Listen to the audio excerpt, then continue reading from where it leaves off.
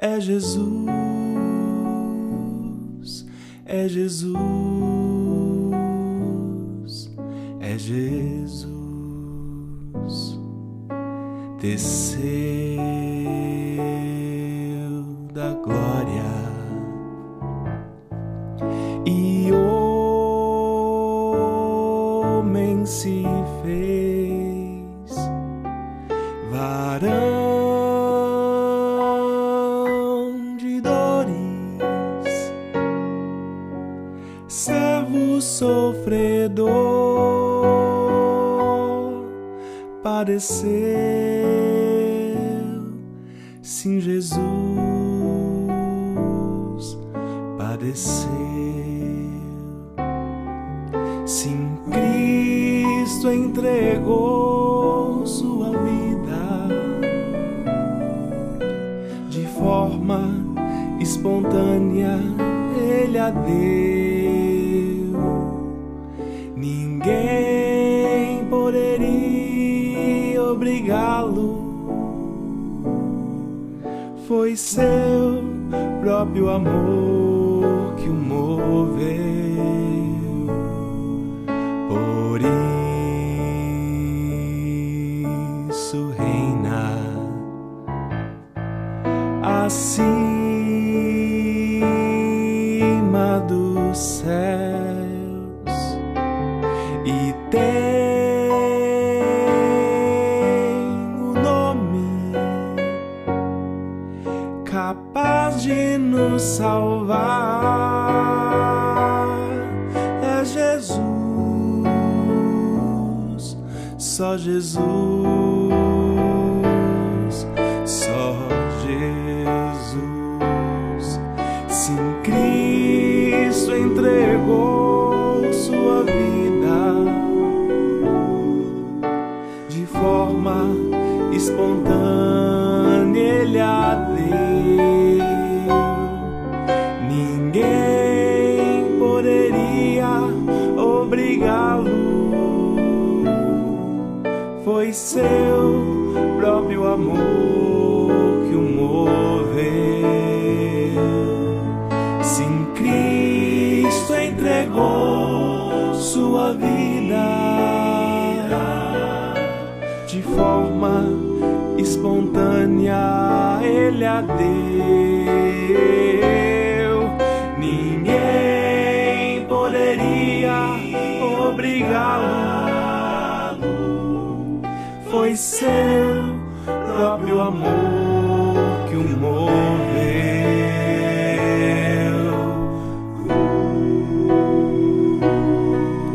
Virá em breve o Rei dos Reis, vestido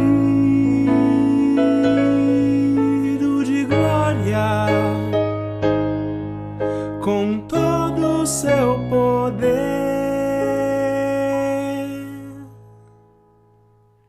voltará, sim, Jesus voltará.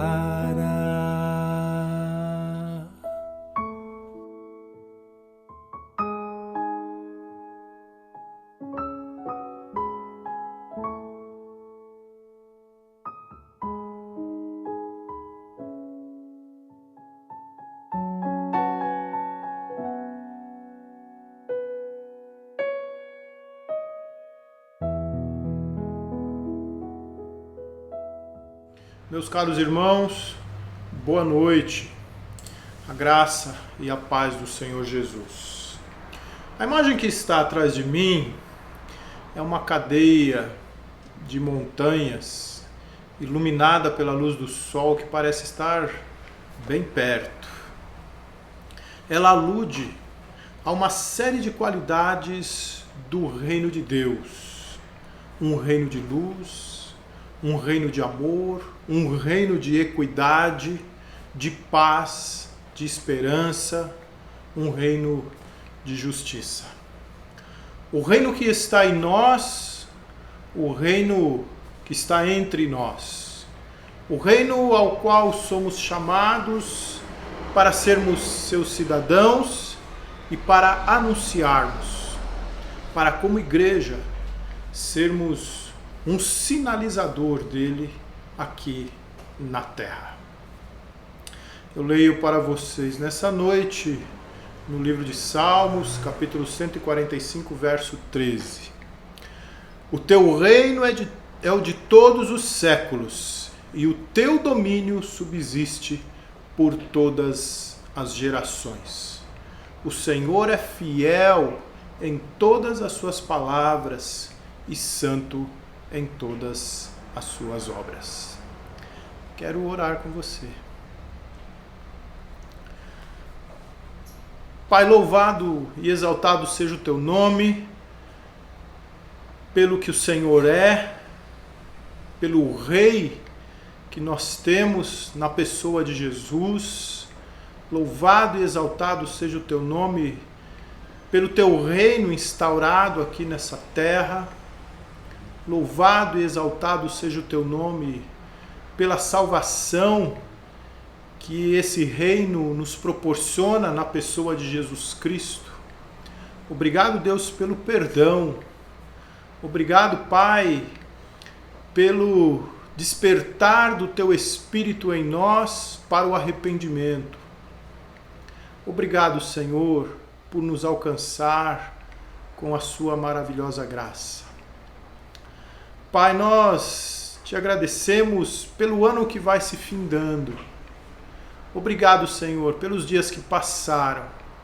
Obrigado, Senhor, pelas realizações, pelo que o Senhor nos permitiu construir, pelo que o Senhor nos permitiu fazer, pelos empreendimentos, pelos objetivos alcançados. Muito obrigado, Senhor, porque pela tua permissão, pela tua direção, pela tua ação, o Senhor nos permitiu realizarmos durante este ano. Obrigado, Senhor, pelos desafios que a pandemia, por exemplo, nos apresentou. Nós te agradecemos, porque também pela tua provisão, pela tua habitação em nós, o Senhor permitiu que transpuséssemos os desafios, que resolvêssemos os problemas. Muito obrigado, Senhor. E muito obrigado pelo crescimento, pelo amadurecimento. Ensina-nos, ó Deus, a fazermos esta reflexão nesse final de ciclo, para que tenhamos, ó Deus, contabilizados os ganhos na nossa vida, Pai. Que nesse ano, cada um de nós, ó Deus, possa fazer um autoexame e entender, Senhor Deus, como cresceu, como amadureceu, como aprendeu a lidar com as diversas situações, como aprimorou o trato nos relacionamentos, como compreendeu de forma mais profunda a tua causa, a tua igreja, os teus ensinos. Ajuda-nos, ó Deus, a nos percebermos assim. E se ainda não conseguimos fazer isso, ó Pai, dá-nos clareza de mente, Senhor Deus, para que olhemos para nós e encontremos, Pai, aquilo que foi transformado, aquilo que foi moldado, aquilo que foi modificado pelo Senhor. Dá-nos coragem, Senhor, e também disposição para fazermos essa reflexão, para fazermos esse exercício, Pai.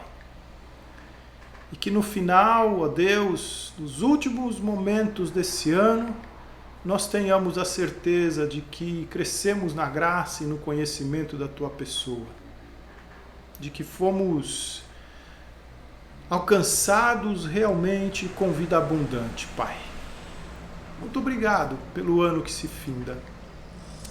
E que esses ganhos, Senhor, sejam muito evidentes nos nossos dias que estão por vir, no ano com o qual o Senhor nos presenteia daqui 2 dias. E que esses ganhos, ó Deus, façam diferença na vida de pessoas.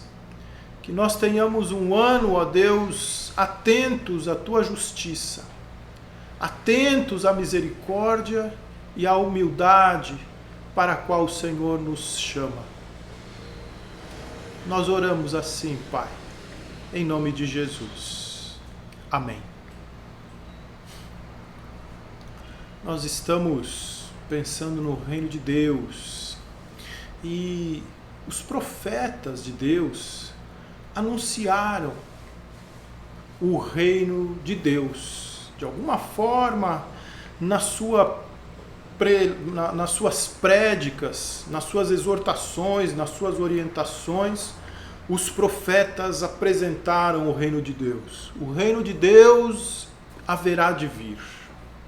A missão deles, de forma geral, era trazer ao povo uma palavra de exortação, apontar um erro, esclarecer qual era o desvio do povo e dos seus líderes, principalmente quanto à falta de justiça com os mais pobres, por exemplo.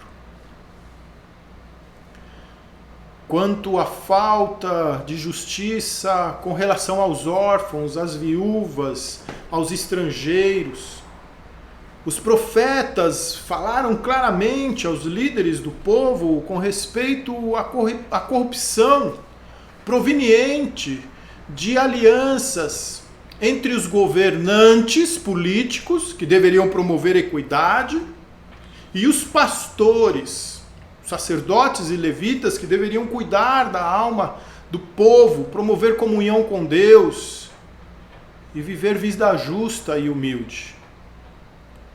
O pastor Hernandes Dias Lopes, em seu comentário sobre o livro de Miqueias, diz assim, abre aspas, religião e política em diversas ocasiões se uniram pelos mais sórdidos motivos para buscar os mais perversos resultados. O propósito desse conluio maldito foi uma implacável opressão aos pobres. Isso aconteceu lá em Israel. Palavra dos profetas. Isso aconteceu durante a Idade Média. Isso acontece muito no Oriente Médio. E a história vai dizendo como essas coisas acontecem. Ele diz mais ainda que a mensagem de Malaquias, nas palavras do pastor Hernandes Dias Lopes, a mensagem de Malaquias deveria estar estampada nos jornais mais conceituados e mais lidos nos corredores das câmaras de mandatos populares, nos tribunais de justiça e nos púlpitos evangélicos. Cabe a mim então trazê-la para o púlpito da igreja. Os profetas também denunciavam a idolatria do povo. Eles falavam sim com os líderes políticos, com os líderes religiosos e falavam com o povo sobre a sua idolatria, a entrega de sua devoção a outros deuses, que não o Deus verdadeiro. Frustração com o ambiente político, com o ambiente religioso, os anseios da alma do povo levavam à idolatria. Aquela devoção aos deuses que simplesmente prometiam satisfazer os seus desejos. Os profetas denunciam a acomodação do povo a uma religiosidade de conveniências, de falsos mestres, de falsos profetas, uma religiosidade que se acomodava aos anseios da mente do seu tempo.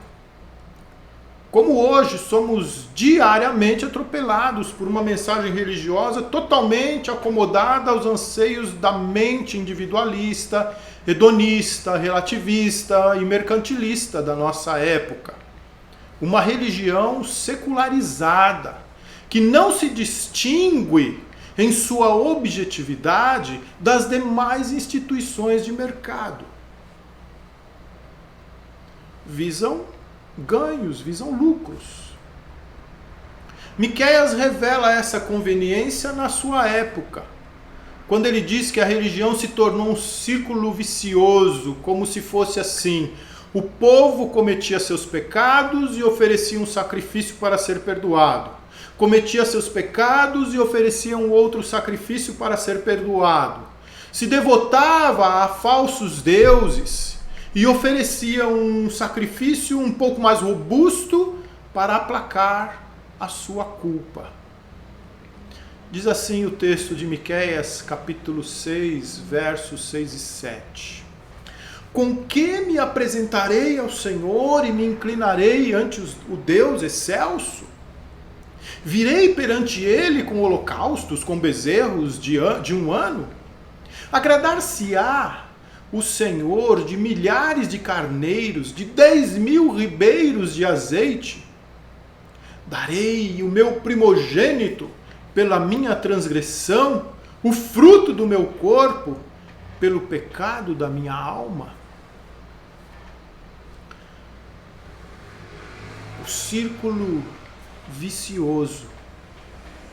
Mas além de denunciar os desvios do povo e das lideranças políticas, os profetas apontavam para o caminho. Eles procuravam oferecer solução para o que estava errado.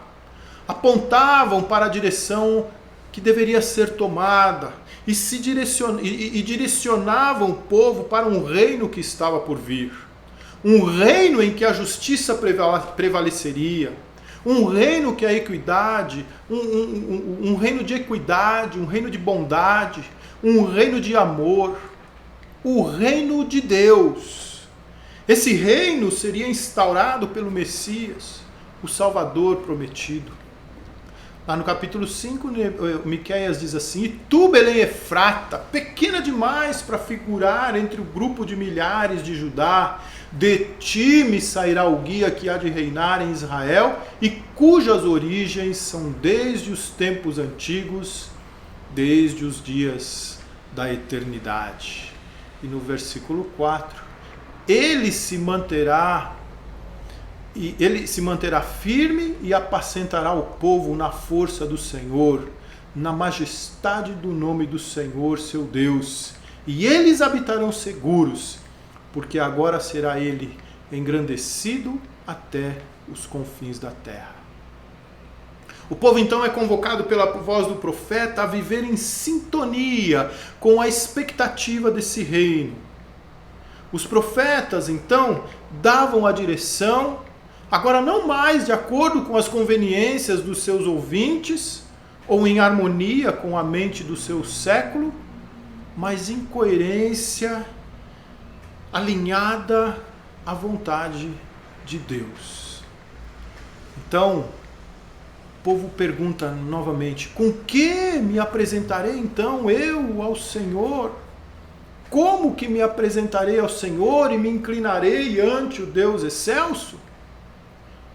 E o profeta responde: Ele te declarou, ó homem, o que é bom e que é que o Senhor pede de ti: que pratiques a justiça e ames a misericórdia e andes humildemente com o teu Deus. Hoje não estamos mais na expectativa do reino de Deus, estamos na presença do reino de Deus. É chegado o reino de Deus, vivemos na consumação do tempo. O reino chegou, Jesus veio, pregou, ensinou, curou, anunciou com sinais miraculosos a presença do reino de Deus, instaurou o seu reino e nos convocou para a sua cidadania e, portanto, para buscá-lo em primeiro lugar em nossas vidas. Agora somos chamados pelos profetas de Deus a andarmos em sintonia com o reino que é presente, e que é presente em nós e entre nós.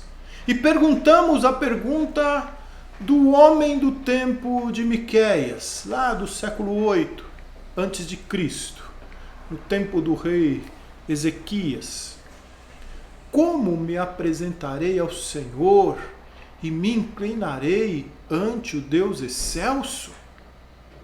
Como viverei os dias que o Senhor me concederá no ano que está à porta, 2022?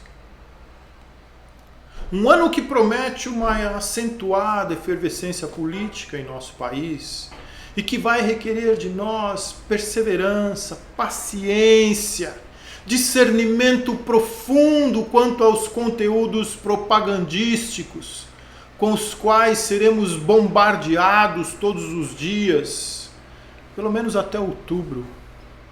Um ano em que a bipolaridade insana que toma conta do cenário brasileiro, provocada deliberadamente por quem sabe bem, por quem é versado em Maquiavel, que quanto mais dividido um povo, mais suscetível é ao controle, vai exigir de nós sabedoria para não pormos a perder bons relacionamentos em prol de uma devoção, eu vou dizer ingênua, para não dizer estúpida, a ideologias ou a personalidades que de fato não merecem qualquer consideração nossa, senão a nossa intercessão por eles, como a palavra de Deus manda, por serem sempre muito tendenciosos, escusos. Um ano em que a pandemia do coronavírus vai ser controlada, quando outras contaminações já se anunciam. Como tornar um ano assim, diante dessas possibilidades, algo que me faça crescer, algo que te faça crescer? Como me apresentarei ao Senhor e me inclinarei ante o Deus excelso? Como viverei os dias que o Senhor me concederá no ano que está à porta? Diante dessas possibilidades que vislumbramos, ou desse prognóstico, num primeiro momento, a semelhança dos pecadores contemporâneos do profeta Miqueias, imaginamos coisas grandiosas. Vou ter que fazer grandes sacrifícios, imensas barganhas com Deus. Mas o profeta nos desafia com 3 atitudes simples, que agradam muito o coração de Deus e que através de nossas vidas sinalizam a presença do reino de Deus. Pratique a justiça. Não a sua justiça. Não a justiça dos homens, que é meritocrática, que é impiedosa, que é vingativa, que no mínimo é o olho por olho, que não é restauradora. A justiça dos homens não recupera o que é valioso. Mas pratique a justiça do reino de Deus. A justiça do reino de Deus é graciosa. Ela anda a segunda milha. Ela entrega a capa e depois também a túnica. Ela entrega a face depois de ser atingida a outra. A justiça do reino não se ufana com as esmolas. A justiça do reino convida para uma vida de oração discreta e não glamurosa. Essa é a justiça a que somos chamados a praticar quando entramos no reino de Deus. A justiça anunciada por Jesus, lá no capítulo 5 de Mateus. Em segundo lugar, ame a misericórdia. O profeta nos chama para amarmos a misericórdia, para tomarmos uma decisão em prol de minimizar o sofrimento alheio. Isso é misericórdia. A misericórdia não se apresenta para resolver um problema, não. É misericórdia. Quando nós não podemos ser bondosos, nós somos misericordiosos. A misericórdia, então, ameniza a dor. Essa é uma convocação de Jesus. Jesus diz que quando fazemos isso a um dos pequeninos dele, é como se fizéssemos a ele. Porque tive fome e me deste de comer. Tive sede e me deste de beber. Era forasteiro e me hospedaste. Estava nu e me vestistes. Enfermo e me visitastes. Preso e fostes ver-me. Mateus 25, 35 e 36. São atitudes que amenizam o sofrimento. A misericórdia tem esse compromisso, ela tem esse encargo, amenizar a dor daquele que está sofrendo, dirimir em alguma medida os prejuízos de alguém que está padecendo, a despeito de quem for. E por fim, ande humildemente com o teu Senhor, com o teu Deus.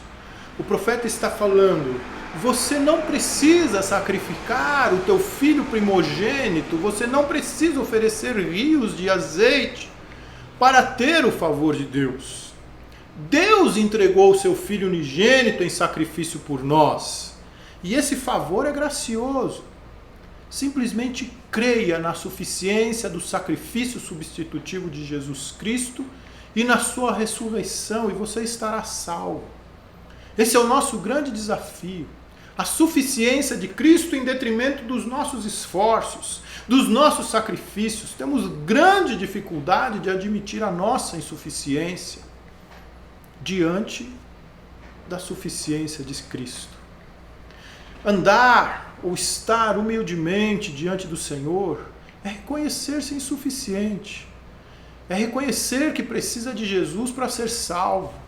E só dele, e só por ele é que chegamos ao reino de Deus. Crer em Jesus Cristo, arrependimento, confissão de pecados e perdão de Deus, e valer-se do perdão de Deus, são decisões espirituais que requerem de nós muita humildade. Por isso o chamado do profeta: ande humildemente com o teu Deus. E uma vez salvo, disponha-se para o reino de Deus. O tenha em primeiro lugar em tua vida, e então as demais coisas serão te acrescentadas. Uma noite muito abençoada a você, meu irmão. Um final de ano na paz de Jesus e um feliz 2022. Um grande abraço a você. No domingo próximo, ano que vem, nos vemos no nosso culto presencial. Fica na paz de Jesus.